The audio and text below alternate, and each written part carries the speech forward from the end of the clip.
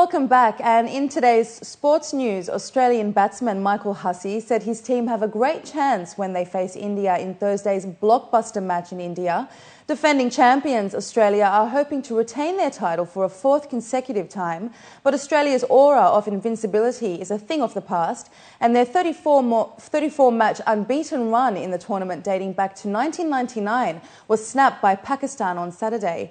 The tournament is set to witness some intense cricket in the upcoming matches, as all the top teams have made it to the last 8. Hussey expressed his faith in the batting lineup and said if the batsmen performed well and put up a good score, then they could put pressure on the Indian side. India's top-order batsmen will need to find an effective counter to Australia's fast bowlers if they are to reach the semi-finals. I think it's going to be a very tight game, so we're going to have to, we have to really push the pain barriers. Really, I think it's going to be very hot as well. So sometimes that sort of, stops you charging really hard if it's just an easy single. But yeah, we have to go hard for every run and get as many runs as we possibly can, and that's one way we can sort of put some pressure on the Indians, by putting them under pressure in the field, running those ones and turning them into twos as much as possible. UEFA President Michel Platini was re-elected unopposed for another 4-year term in Paris on Tuesday at the head of the European Sports Association, as the FIFA presidency continued to be the topic of conversation.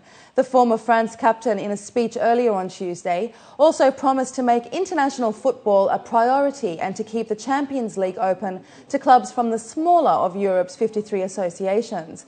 The Frenchman, who has been in charge of European soccer's governing body since 2007, was given a standing ovation. The UEFA president's celebrations were somewhat short-lived, however, as eyes turned to the FIFA presidency and the face-off between Mohammed bin Hammam and the incumbent president Sepp Blatter. Bin Hammam currently serves as the president of the Asian Football Confederation, and if elected would serve as the FIFA's highest executive. The aspiring president said that he was intent on improving the way the FIFA was run and create a system with more transparency, while Blatter refused to comment on the proceedings.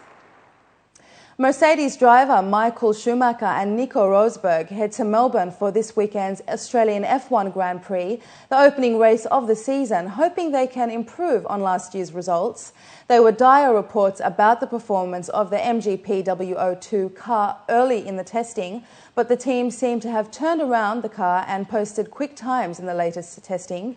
Last year, 7 times world champion Schumacher failed to finish a race in the top 3, but this year the 42-year-old German is confident his team can improve and challenge for podium places.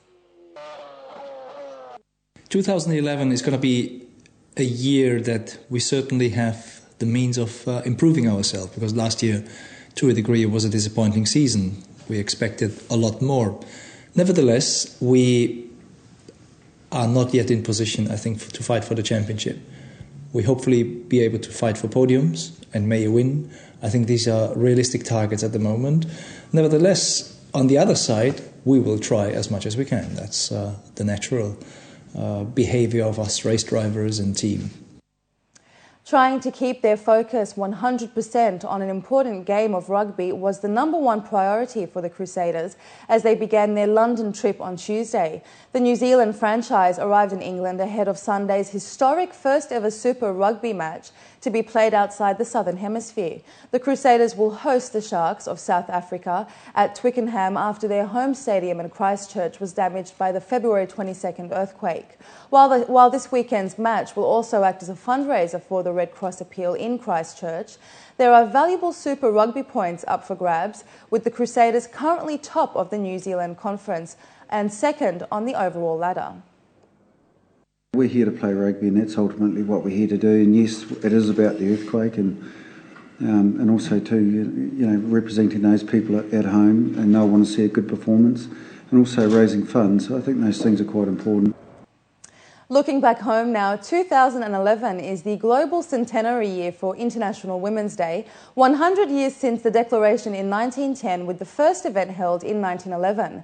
The Dubai Women's College commemorated the special occasion today with the theme of inspiring and celebrating women's past, present and future successes. Prominent women leaders from the corporate, social and media spheres participated in sessions of the event. There was a particular focus on the empowerment of Emirati women. The message that I'd like to give specifically to the UAE national woman, the student, the graduate, the working, the mother at home, that life is full of opportunities. It is up to you as a woman to do something with it. It is up to you to grab it, to use it to your advantage, to make something really valuable out of it. So it is whether you are at home, you have lots of opportunities of raising better quality family. If you are at a workplace, you have the opportunity to make a difference. But it all depends on the woman, how much effort and how much passion she has towards being successful.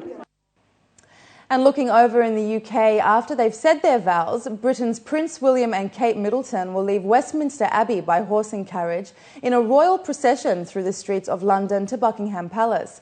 With the wedding just 6 weeks away, stable hands, coachmen and carriage restorers are hard at work at the Royal Mews to prepare for the big day.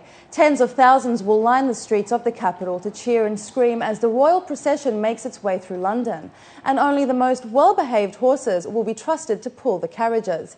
If the weather is fine, William and Kate will use the 1902 state landau, which was used by Prince Charles and Diana when they married in St Paul's Cathedral in 1981. Prince William and Kate Middleton are due to get married on April 29. With that, let's take a look at the local and international weather forecast for tomorrow.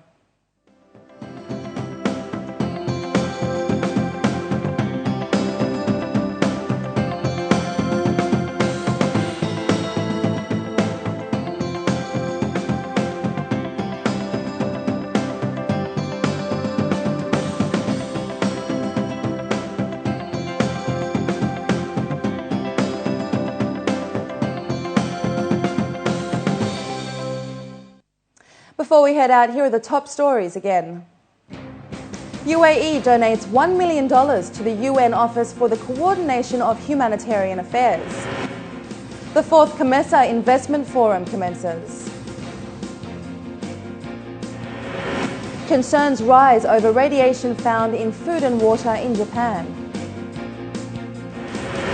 And DFM's revenue to rise by 17% this year.